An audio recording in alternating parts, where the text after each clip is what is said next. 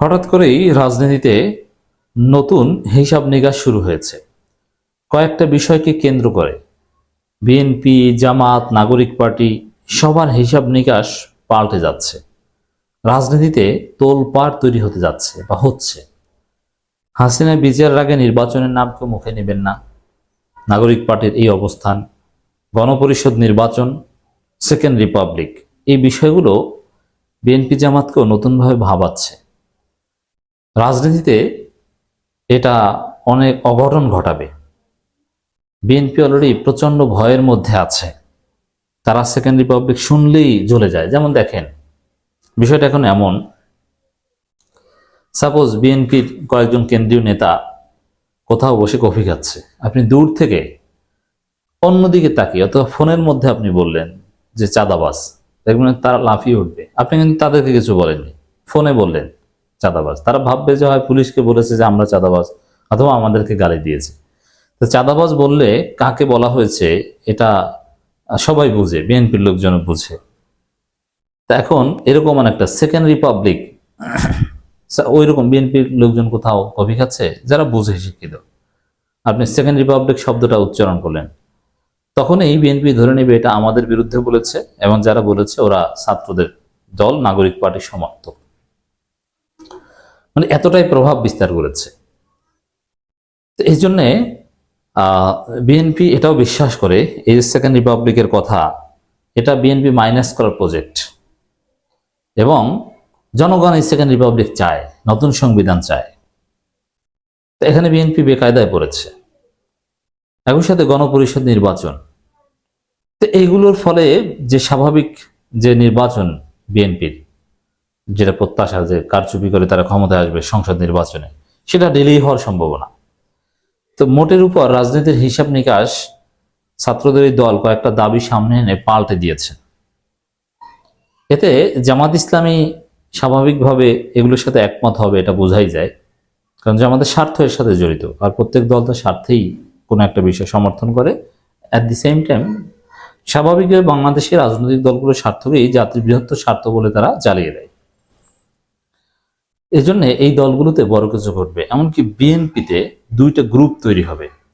একটা গ্রুপ ঠিকই সেকেন্ড রিপাবলিকের পক্ষে বলবে, তারা আবার সেকেন্ড রিপাবলিক বাদ দিয়ে থার্ড রিপাবলিকও বলতে পারে, কারণ তারা বলতে পারে যে না, আসলে আমাদের ফার্স্ট রিপাবলিক তো ধ্বংস করে দিয়েছিল মুজিব বাকশাল কায়েম করে, তারপরে বাকশালের বিলোপ করে বহুদলীয় গণতন্ত্র প্রতিষ্ঠা করেছে জিয়াউর রহমান পঞ্চম সংশোধনী, ওটা হচ্ছে সেকেন্ড রিপাবলিক। এখন আমরা নতুনভাবে চাই থার্ড রিপাবলিক, এটাও বলতে পারে।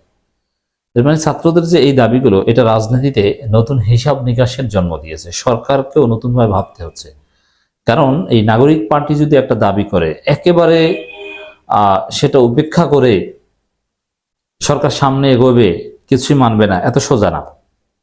আবার ওদের দাবিকে অগ্রাহ্য করে যারা ক্ষমতায় আসবে, তারা শান্তিতে ক্ষমতায় থাকতে পারবে, দেশ চালাতে পারবে, বিষয়টা এরকমও নয়। অতএব বিএনপিকে মাস্ট ভাবতে হবে।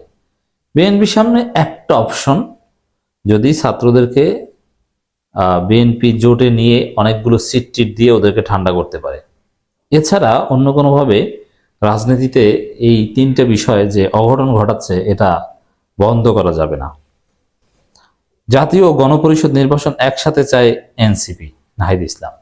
এটা আরো বিএনপির মন খারাপ করে দিয়েছে। একসাথে জাতীয় গণপরিষদ নির্বাচন, আপনি এখন কি করবেন? বিএনপি কি বলবে?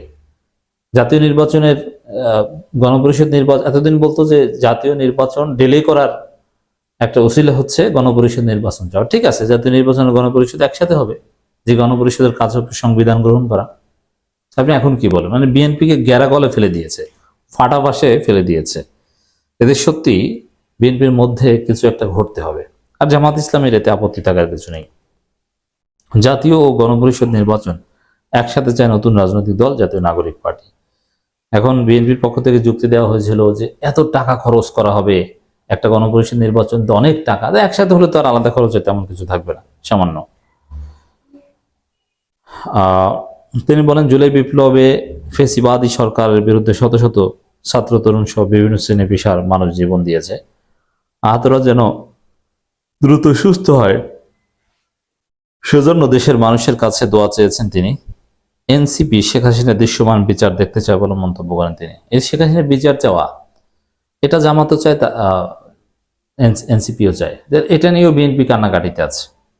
কারণ এই বিচার চাওয়া এটাকেও নির্বাচন ডিলে করার একটা উসিলা হিসাবে দেখবে। এখন এই বিচারের বিরোধিতাও বিএনপি করবে। এ সময় জাতীয় নাগরিক পার্টি সদস্য সচিব আক্তার হোসেনের নেতৃত্বে কেন্দ্রীয় নেতারা উপস্থিত ছিলেন। এর আগে সকাল 8টার দিকে জাতীয় স্মৃতিসৌধ জাতীয় নাগরিক পার্টিতে নেতৃবৃন্দ শ্রদ্ধা জানান। এভাবে তাদের যাত্রা শুরু হয়। পরিচিতি সভা করছেন, নানান কিছু তারা করছেন। পুরনো সংবিধান রেখে নতুন বাংলাদেশ বিনিময় সম্ভব নয়। এর মানে এই 72 সংবিধান বাতিল করা, এটা এই নাগরিক পার্টির রাজনীতির অন্যতম মূল অনুষঙ্গ হচ্ছে। এর মানে রাজনীতিতে এই বিষয়গুলো নতুন করে অঘটন ঘটাবে। বিএনপি জামাতকে তাদের অনেক কিছু রিকনসিডার করতে হবে। তা খেলা জমছে, খেলা হবে।